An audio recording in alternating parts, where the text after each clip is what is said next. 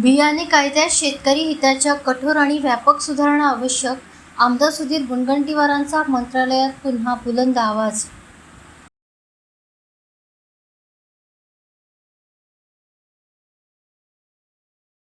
आमदार सुधीर मुनगंटीवार यांनी बियाणे अधिनियम 1966 मध्ये शेतकरी हिताच्या दृष्टीने व्यापक आणि कठोर सुधारणा आवश्यक असल्याच्या मुद्द्यावर यापूर्वी विधानसभेत प्रभावीपणे आवाज उठवला होता.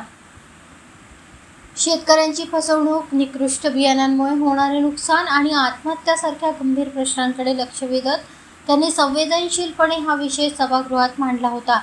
त्यांच्या याच प्रभावी मागणीची दखल घेत 28 एप्रिल रोजी राज्याचे कृषी मंत्री दत्तात्रय भरणे यांच्या अध्यक्षतेत मंत्रालयात बियाणे अधिनियम 1966 मध्ये सुधारणा करण्याबाबत महत्त्वपूर्ण बैठक आयोजित करण्यात आली होती.